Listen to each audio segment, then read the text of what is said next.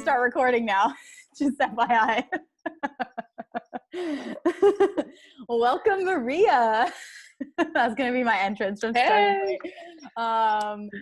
Thanks so much for, I was just telling you thank you, but thank you for doing this with me as a friend from like back in the day, Wieden advertising, and someone who's like recently discovered and fallen into the love of impact and like understanding how business can make impact. So I'm excited to talk with you. This is the first video, so test run. Happy to be doing it with a friend and old colleague and coworker. So I guess we'll start by just like letting you introduce yourself. I have no idea if I'm supposed to be like talking to the people who will eventually be my fans or if I should be talking to thousands of people around the world. All the thousands of people watching, biting their nails. So exciting. So yeah, I guess like first of all, let you introduce yourself, and then we'll just like have a conversation about social entrepreneurship and why we like it and just like geek out like we normally do. Yeah, sounds good. Hi everyone, and hi Michelle. Thank you so much for having me on. My name is Maria, and yeah, as Michelle was saying, I've worked as a strategist in advertising for most of my career at Wieden and Kennedy, in different offices all over the world, starting in Portland, Oregon, then moving over to Tokyo, and then Amsterdam.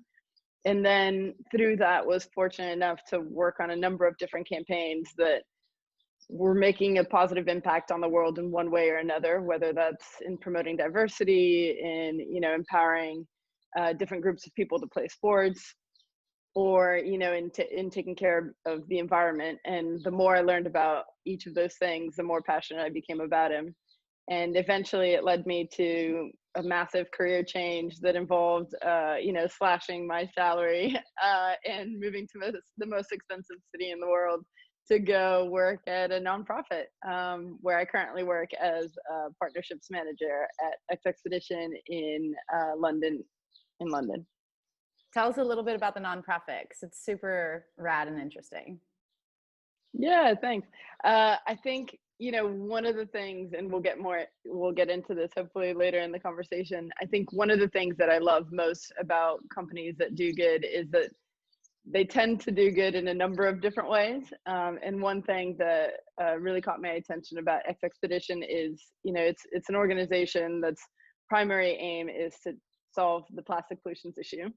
So we're a nonprofit that does research. We conduct all-female sailing expeditions, doing research on microplastics all around the world. So since 2014, the company has been taking women from all different parts of the world, all different walks of life, to get on a sailing vessel and go conduct scientific research and collect samples from, all different parts of the ocean, and then get back to land after their voyage and use their unique skills to make a difference. But the primary the primary objective is to tackle plastic pollution, but then obviously it's also helping promote diversity of women in STEM and women in sailing, and really empowering women all around the world as well. So it's something that really caught my attention of all the different organizations that are trying to do something around the issue. This one felt a bit unique to me. So I've been lucky enough to be working with them for almost 2 years now. So it's been really exciting kind of change of scenery from, sitting in an office, even though advertising offices are very cool.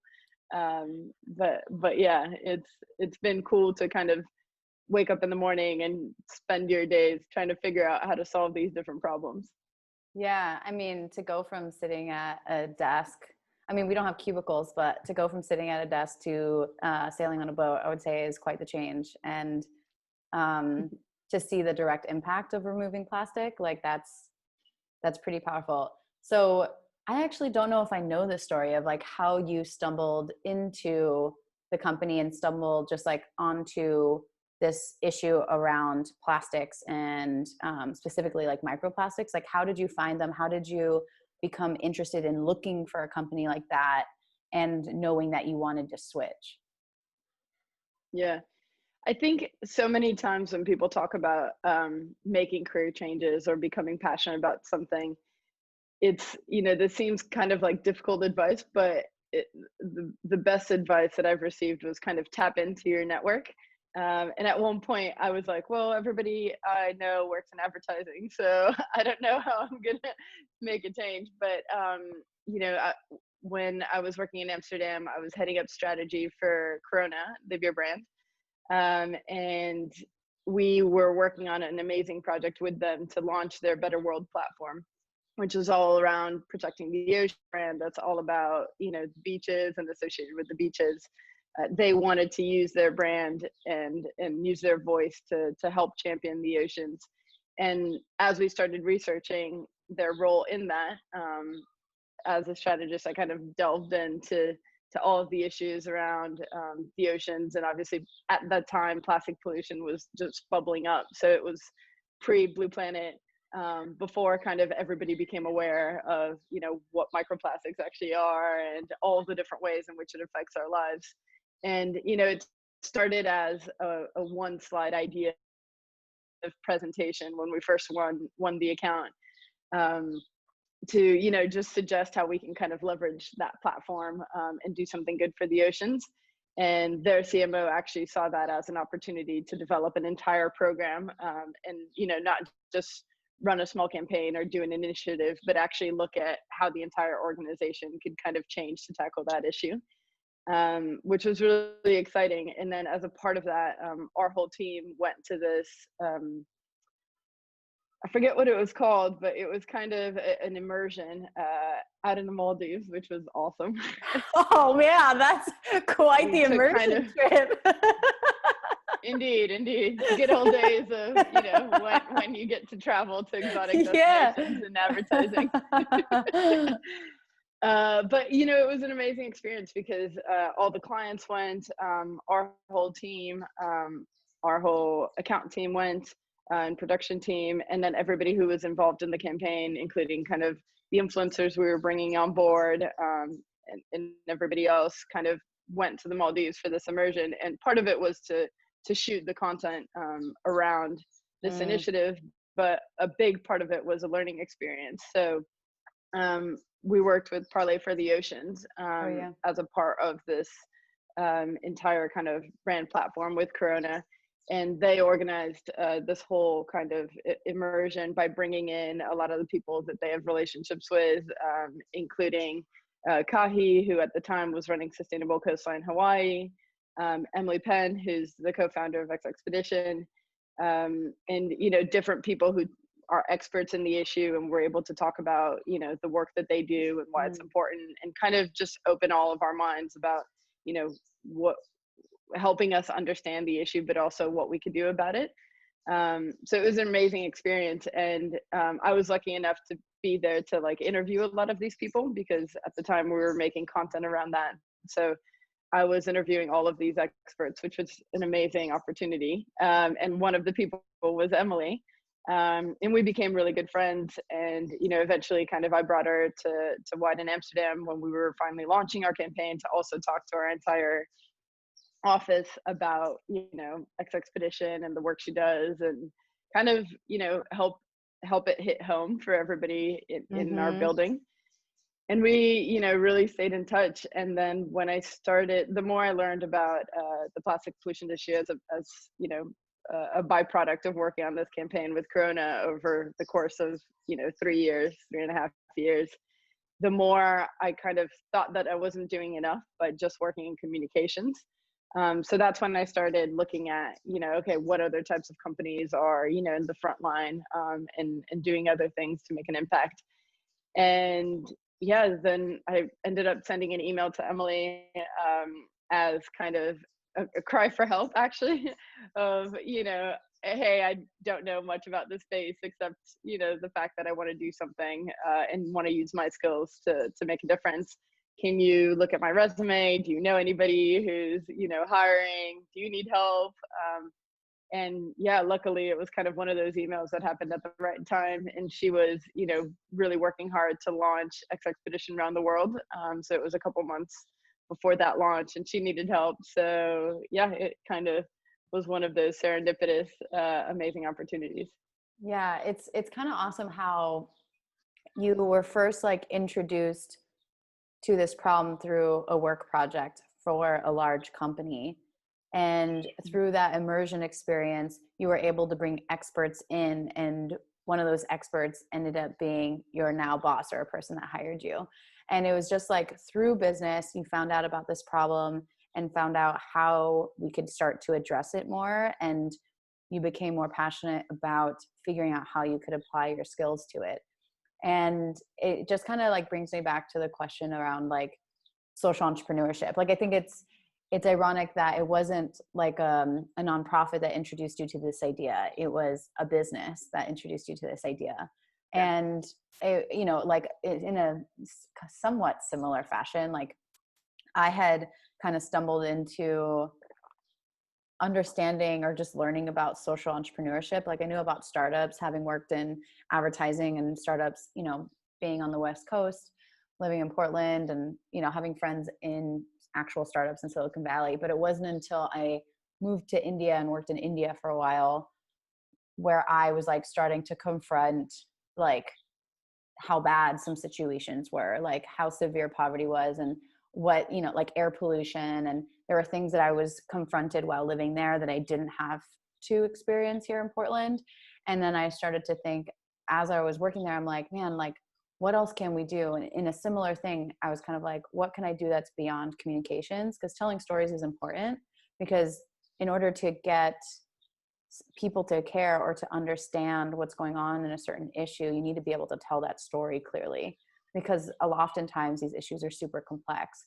So how do you do that in a way that's really compelling and impactful? So communications was important, but I also started to realize I wanted to like build or make things. Like I wanted to actually help move the needle. And so I started getting interested in like social innovation. And then I picked up this book called Beyond Better. And it was by, I forgot what the woman's name was, but it was essentially like the people who first thought and who kind of created the first like business that had social entrepreneurship, or is classified. They like kind of came up with the name. And have you heard of Grameen Bank? I haven't. No? Okay. So it was essentially a bank that did micro lending in India before micro lending was big, which is like, I think what Akiva does, which is like another startup. But this Grameen Bank was essentially this guy who was a banker who was like, well, if I lend like small amounts of money to women in the villages in India, and I still am going to charge them interest, but the point isn't to like lend out money. The point is to kickstart their like small businesses that will serve the community. Like, I'm going to clean clothes. I want to start cooking. I want to start taking care of kids, like whatever ideas that they wanted to do. That was like kickstarting them being self-sufficient, and then they could make that money back, and then they could pay that interest. It was just a lot smaller. So it was about like creating a way and giving economic opportunity to people through this idea of micro lending, and not like donating money, but actually saying, okay, this is due at this time with this amount of interest. And so that kind of blew my mind. I was like, oh my gosh, like he just like created a whole new business model by rethinking about how he can still make money as a person who created this company, but also how the existence of his business can actually impact people's lives. And so that just like blew my mind open. I was like, okay, like what, how, this is amazing. Like, I feel like this is essentially like creative business put to use to make like a positive impact. And I was like, if we could start to be more creative with how we design businesses, how we think about businesses and what their purpose is, like, I feel like we could start to address a lot of stuff. So I started getting into reading like social entrepreneurship, social innovation. And like, that's how I kind of got into it, from reading like this book. But I think the Kickstarter was living in another country where it was a completely different lifestyle, and an exposure to different ways of living, and exposure to things where I was like, oh, okay, like there's more that I can be doing, and I can use like these skills for good, like, which is essentially what you were saying too. So well, it's interesting. I think you touched on a couple different points that I think are worth us expanding on. Yeah. I think one of them also is just also, I guess, for all of the listeners out there, For all you people, just all you pretty people out there. also thinking of your role as a strategist, even before you went to India. You're used to looking at businesses, and how you can solve different problems, whether that's a communication problem or not. And I think that's at the root of so many of these amazing businesses that do excel in social impact, because they're not in business just to make profit. They're Mm-hmm. in business to solve a problem.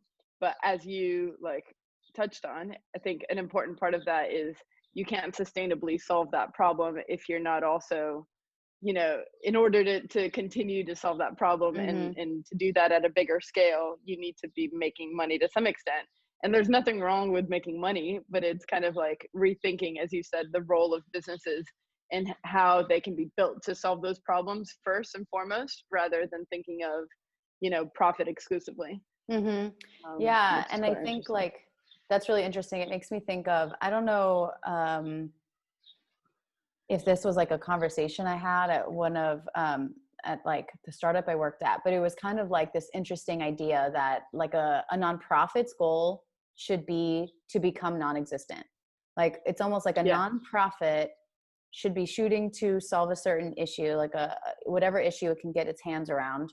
Like it should try to do that issue and work on that issue to the point where that issue no longer exists, which means Yeah. that nonprofit doesn't need to exist. Like that should be the end goal of a nonprofit, right? One interpretation of that. And then for a business, if you want the business to, like you said, sustainably continue on and to continue to address different parts of the business, then it needs to be able to sustain itself. And so if a nonprofit is kind of built on donations and grants, then eventually you want it to eventually like disappear. But if a business wants to be self-sustaining and is not dependent on sorry, cat is trying to get into the camera.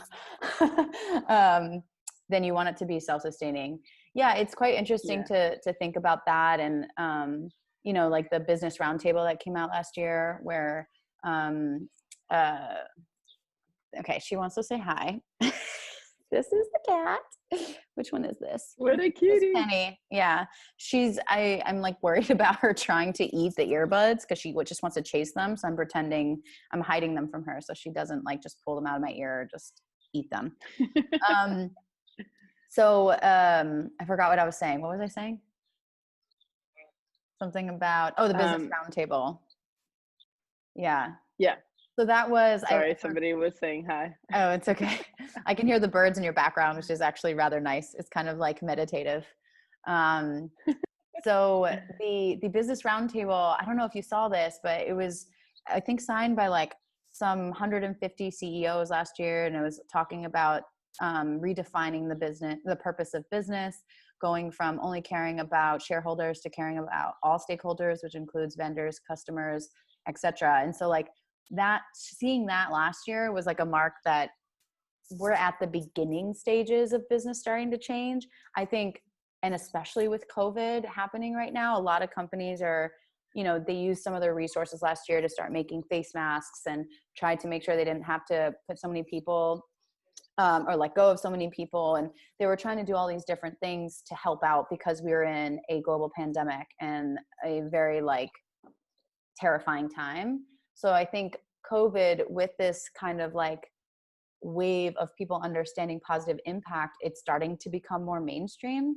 And so it's interesting to start this now because this isn't completely new. Like there's a lot of podcasts and video out there, but it is interesting to think about like what level people are operating at. And this is what I was talking to you about earlier. And I'd love to get your opinion on that, of like how do you define positive impact?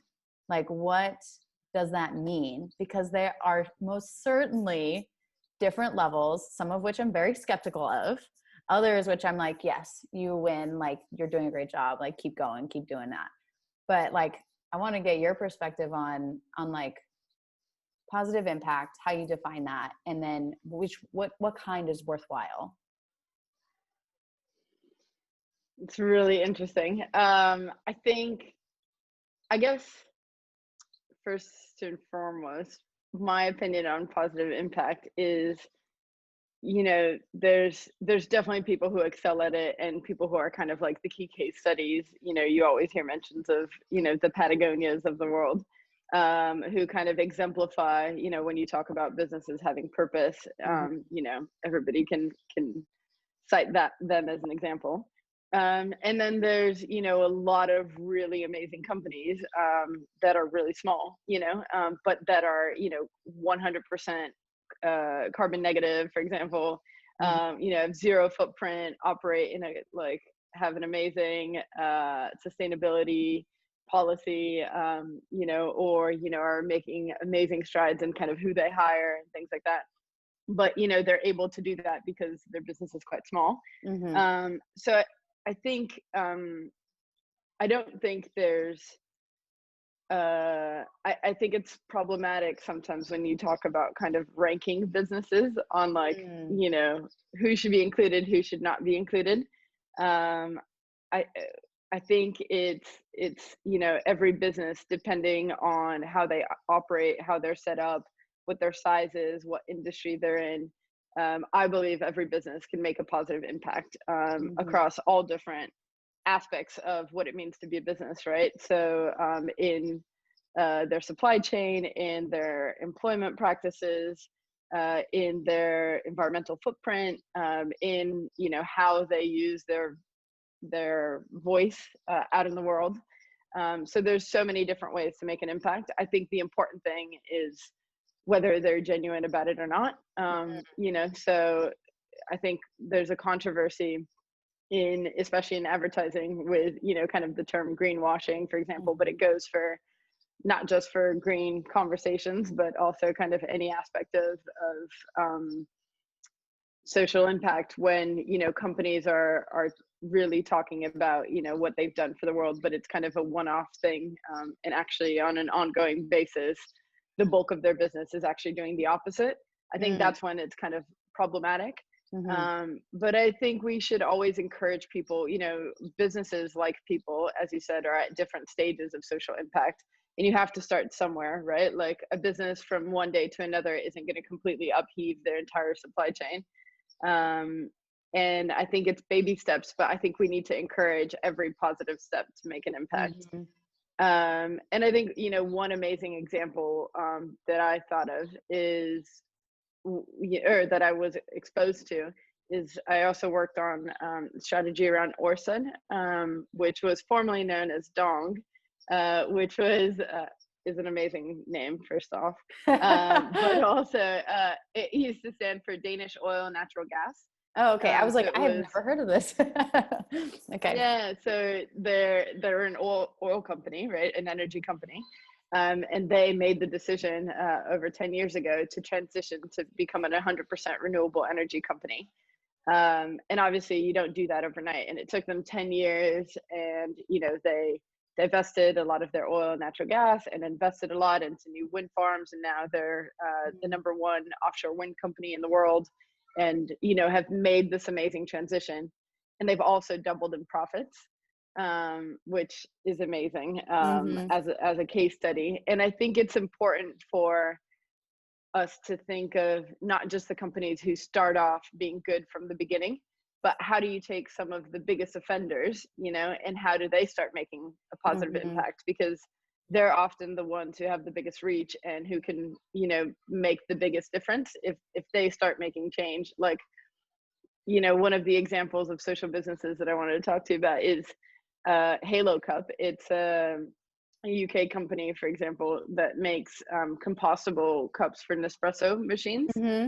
And it's such a simple problem. It's like, okay, we know that Nespresso capsules are really problematic for the environment. So how do we solve that? So they created this, one simple product to solve, a pretty big problem. But if, Nespresso starts making their capsules compostable, that would make an even bigger impact, Right. because the amount of people who are exposed to Halo Cup is tiny. But if Nespresso make even, 20% of their capsules compostable, that reaches a much bigger scale of people. So I think, you need to look at positive impact in all different ways. Yeah, I think you're totally right. It's almost like each type of company or the place they are at in their journey to make a positive impact has a role.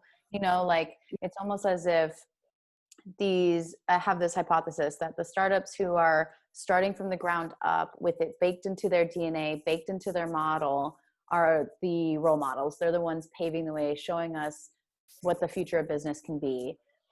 Impossible Foods is what comes to mind. Like they so freaking strategic and smart. Okay, we're going to address climate change by encouraging like the public to become vegan so that there's less pollution from the transportation and production of meat. And so like, that's like a very indirect way to address climate change, but you're also like, it's just baked into everything that they do. And so that's like showing you the thinking and the possibility of what business can do. And then there's these big companies that have the scale that you're talking about. Like Halo is an example that's similar to Impossible Foods. And then you have Nespresso, which is similar to like, I don't know, like McDonald's. Yeah, I was gonna say Burger King, McDonald's.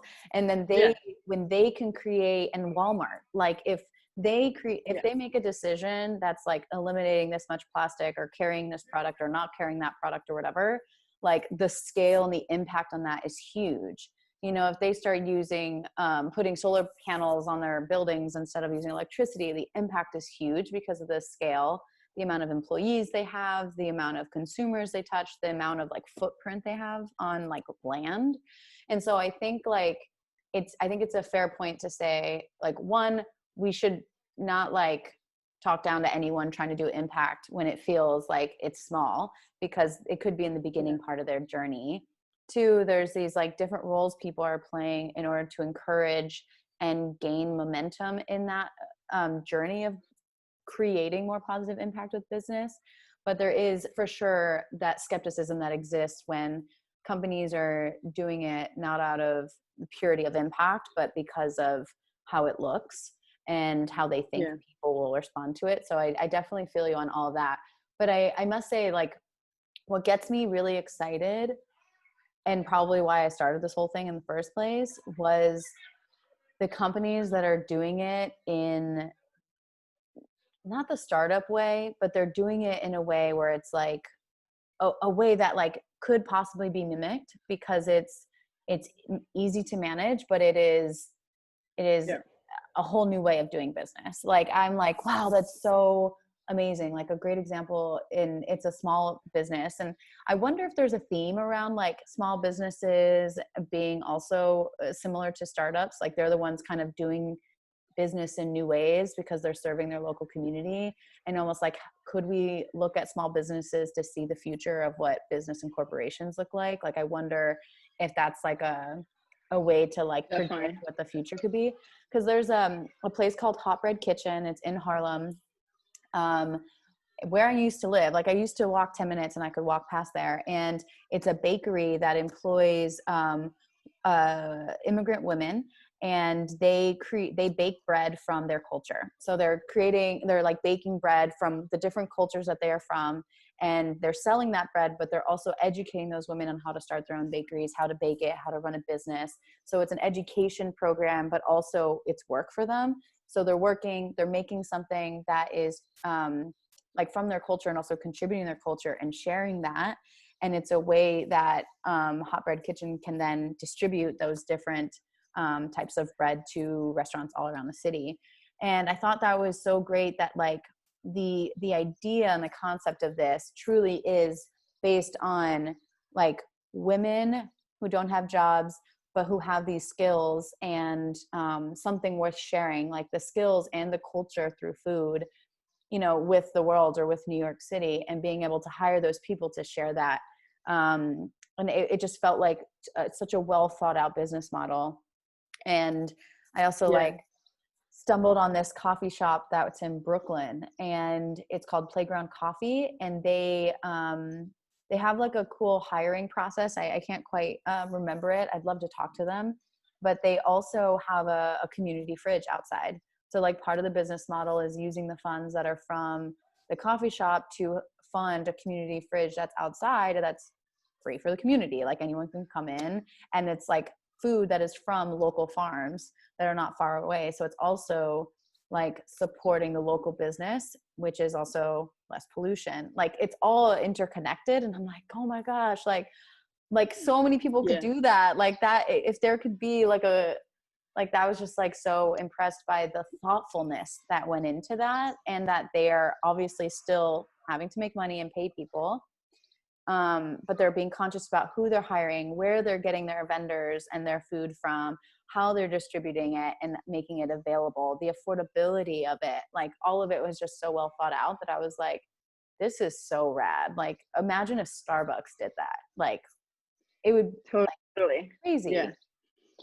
And I think, you know, it's interesting. I came across this company called Precious Plastic, who basically, have you heard of them? No. They make these 3D printing machines that recycle plastic waste into products. So you can like use anything like tables, skateboards, whatever you want. And it came from, you know, one guy making kind of this machine to now it's become a massive community where, you know, there's a marketplace where people can sell their products and all sorts of things. But from the get-go, the founder, Dave Hackins, he made the, and I remember being like, what do you mean? But you could like sell this machine for a lot of money and people would buy it, you know, because everybody needs to dispose their waste in some different way. And he's like, no, like everybody can benefit from this and everybody should be doing it. You know, the more people do it, the better for the planet it is. And I think that's such a big lesson in social impact. And I think it, you know, so many businesses, you talk to them and they do have that kind of keen attitude of like, yes, I want to tell more people about this, because if everybody copies me, you know, then we'll all be in a better place. And actually a good, you know, you were talking about a book earlier, but this is a book that I recently read of how the B Corp movement. I think I told you about it. Yes, you did. I have to get it. Well. Yeah, it's awesome. But I think it talks about a lot of different case studies of certified B corporations, which are all these different companies that are making a positive impact. Actually, I mean, it's open to any business to take an impact assessment at first. And that's basically when you look at every aspect of your business and, you know, answer this massive questionnaire. There's 180 questions about all of the different ways you do business and what impact it may or may not have in the world. And I think the beauty of doing that is you then kind of see opportunities to be better. And then also learn from the other companies who are doing better and, you know, take a page out of their book and implement some of those practices. And, you know, one of the first things you said on this call was talking about how, you know, traveling to different places opened your eyes to, you know, how and why you should be solving different problems. And I think there's a lot to say about like what you could borrow from different industries as well. So when different industries get together and share their knowledge and share their experiences, I think that's where where the real innovation happens. And that gets me really excited about, you know, we've worked with companies through our NGO when we recently created this Shift platform, which is a platform that has hundreds of different solutions to plastic pollution. And, you know, we feature some companies like there's a company called Petit Pli who make clothes for, well, I don't want to butcher them with talking about what they do, but basically they took the massive problem of, you know, children grow out of their clothes super quickly. And so there's a massive amount of waste that's produced by children's clothes, especially, you know, from 3-4 years old. So the guy who founded it created, basically borrowed some knowledge from, you know, aerospace engineering, and created clothes that grow with your kids.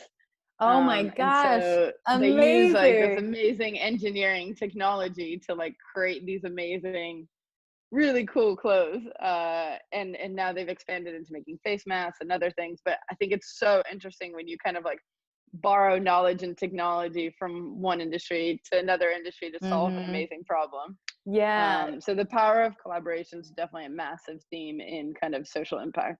Yeah, that's what I was just about to say. I was like, business, I think, used to be built on competition. Like, how do you Mhm. do, how do you create your product better? Keeping your secret sauce a secret, like behind locked doors, keys, all sorts of like hidden, but like hide it, make sure no one gets to it. And it was very much about, it was self-serving. It was very much about, we need to hold on to this secret sauce and how we make our product and our IP, because that's what's going to allow us to be successful. And there's starting to already be a shift, not just collaboration across different industries, which like that sort of like inspiration of looking outside your industry to find solutions or techniques or tools or materials that can help you solve your problem is like hands down like one of the best sources of inspiration. And then very cool collaboration, because you never know what you're going to get. Like, I bet you that Yeah. person that you were just talking about never expected to make clothing that grows. Like, that's so awesome. But then the other part of that is the collaboration internally rather than across industries, that collaboration within industries, which seems so antithetical to business and being successful and like having Yeah. massive growth.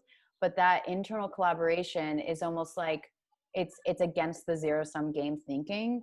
It's more of like, when I can help you understand how to make all of your products sustainable, then we all lift and we all grow. Like, the whole industry will change and shift, and we can all then continue doing that. Like, allowing your industry to see what's possible and allowing that to be copied and imitated actually benefits all of you, because eventually Yeah. like that's what people are going to demand: more sustainable or more collaborative, or whatever issue they're kind of trying to tackle in that industry. Like, being able to collaborate internally and share those types of insights is just something that like is good for all. And it's Yeah. funny how like that shift is, I don't think that shift is quite clear yet. Like, I don't think people, I mean, what do you think? Like, do you think people are aware of that, like almost taking the lead by opening up what's behind the door to your company and how you do Yeah. things? Like, is that something that people are starting to do? Is that something that's mainstream? Or is it more of like, let's figure it out ourselves, keep that door closed, and then just like figure out how to make the positive impact? I think especially within the sustainability space, and yeah, I keep bringing you back to this space because it's what I know most Yeah, about of course. in like in terms of all of the social causes. But I think you're seeing more and more of that, and obviously you see a lot more of it in the small business scale, as you said, Mm. who are really the pioneers in this. But you definitely are seeing it at a bigger level. So two examples that come to mind is Finisterre, who are an amazing outdoor company based in the UK. They collaborated with a company called Aquapack to make water soluble plastic bags for their clothes. So like when you Mm. ship them and all those things, you need to kind of wrap them in plastic for a lot of different reasons, Yeah. to preserve the quality, make sure it doesn't get dirty or ripped, all those things. But they engineered this bag that decomposes in the water, which is awesome.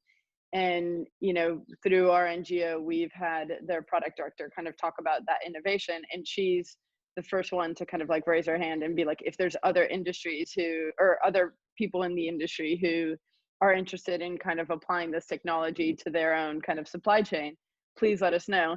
And actually, like for them, it actually would make it cheaper if more people were using that technology, because it makes it more accessible to everybody. Mm-hmm. So I Mm-hmm. think it's really interesting to see them kind of put out that innovation, but also put out that call for other people to kind of Mm-hmm. join them in that movement.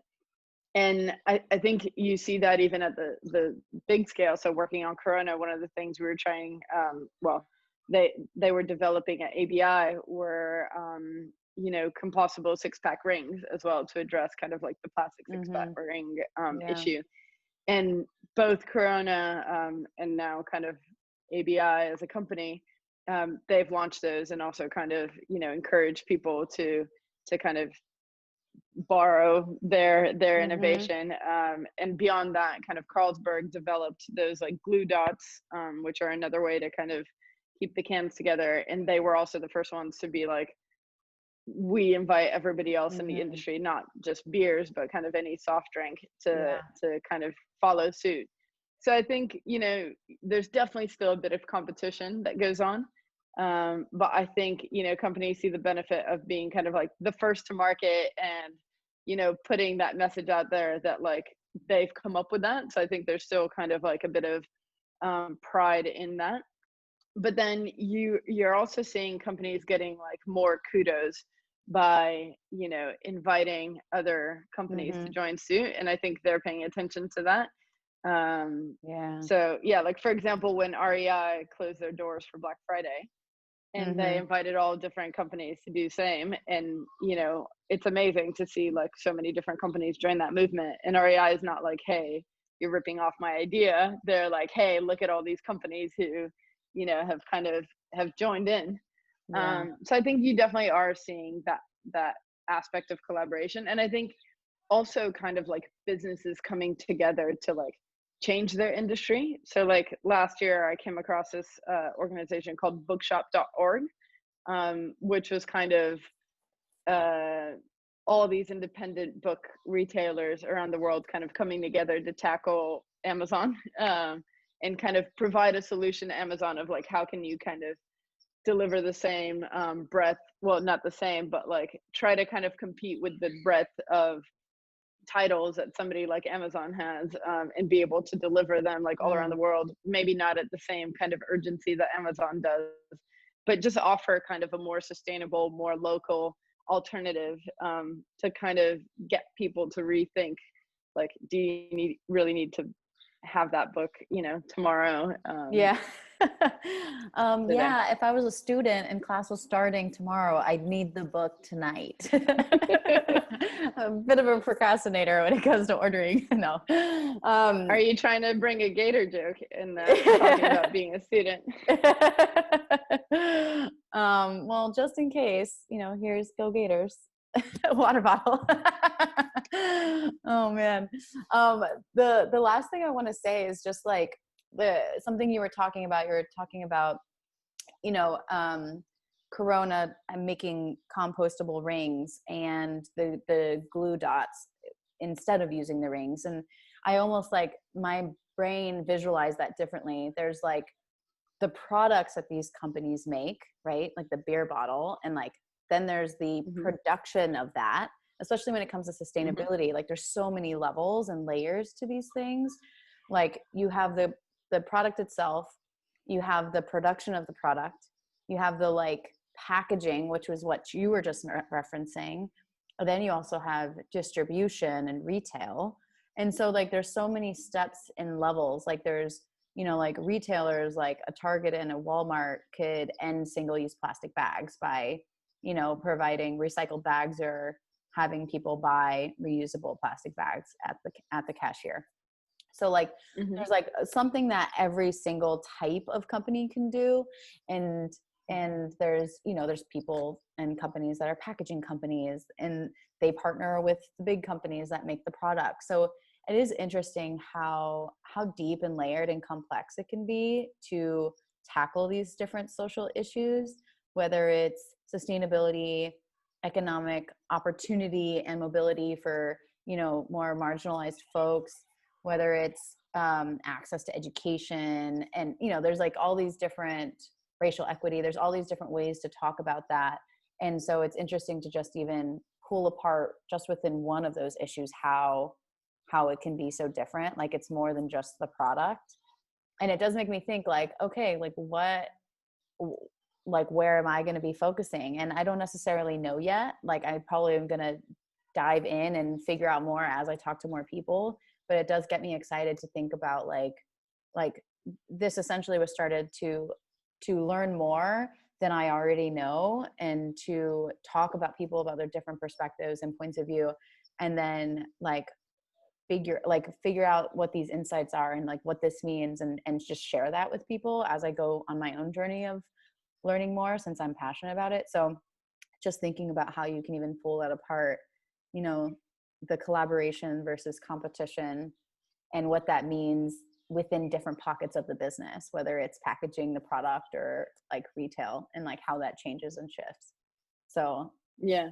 that's I leaving mean, me I think it's really interesting. You can, there's like an infinite number of ways that you could start thinking about these competition or these conversations. So, for example, you could think about it as, you know, different themes, like we with. talked about today. We touched on a lot of different aspects of social business. You could talk about different issues, Right. right? Like the environment, yeah, all sorts of different things.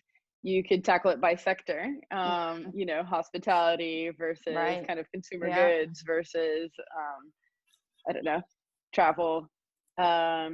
I mean, another way to think of it is kind of taking like the UN Sustainable Development Goals, for Yeah. example, Yeah. and all of those different ones. I don't Yeah. know. I mean, I'm excited to see this journey and Yeah. where you go with it. And I think, you know, there's so much conversation to be had in this topic.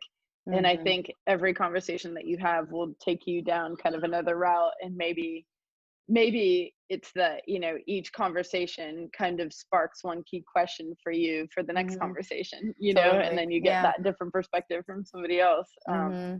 which is cool. I think this journey of social impact is always about asking all of those questions of like, Mm-hmm. how can we be better, you know, how can we Yeah. continue to be better, and every business can, Mm-hmm. in different ways, right? Like even the ones that are looking at their entire supply chain, who have amazing employment policies and things Mm-hmm. like that. Like when you start thinking about like, okay, well, you know, what about the computer screens inside your office? Like, are they turned on all the time? Like Right. Yeah. It's that's really a part small of things. impact. Mm-hmm. Yeah. Mm-hmm.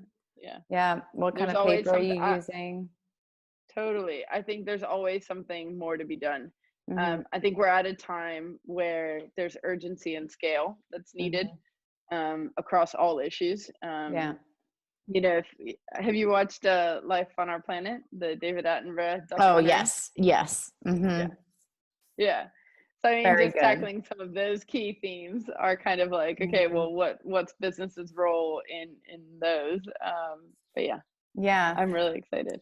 Yeah. I think the one thing it- you're leaving me with that I'm gonna like dig into is, you know, initially I was just really excited by the people, like the real innovators and game changers who are doing this differently and taking it, just taking charge and taking it into their own hands on how to not just make a positive impact, because I think to your point, and I agree, every business can make more impact and make more positive impact and do better. But what I get really inspired by is showing the possibility of doing more than positive impact, like actually using your business to create change around a social Yeah, issue, and change how people think it can be done, and change what people believe, and changing that perspective. So I get really excited by those like perspective changing ideas and people. But I think the thing that's you've left me with, which I'm going to direct it to my audience and fans and have them think about too, is just the kind of tension between the importance of urgency and scale because of where we're at as a world and as a planet right now and as society, and how much we need the big guys to make changes, because they have the change that they make will have a bigger impact in terms of scale, versus seeing what the future can be by looking at some of these companies that are paving the way. Patagonia is an example of a big brand doing that, but also these smaller brands or startups that are creating changes. So it's kind of just like interesting to understand that tension. And it does come back to, you need both to be making the impact. definitely. But it's interesting to think about that as I go through this and explore what people are doing and how they want to make and use business or social change. Yeah, yeah. I think I think that's awesome, and I look forward to see all the other people you bring on to Yeah. talk about that. And I Yeah. think, yeah, it's it's such a cool space, and I think every day you learn about somebody who's doing something good in a different way. Despite kind of what everybody says about all the negativity in the news and on our feeds. I think if you look hard enough, like there's people doing amazing Mhm. things in every country, in every part of the world, in every kind of scale. So I think that's what's really inspiring me, and I think you see it more every day. Yeah, I love that. It is kind of a source of good news for sure. Awesome. Well, thank you, Maria. Well, I'll probably talk to you soon, but thank you for being my first video, helping me introduce like social entrepreneurship and what we mean by positive impact, and just explore all of that stuff with me. And yes, thank you. Thank you for having me on. Bye. Bye.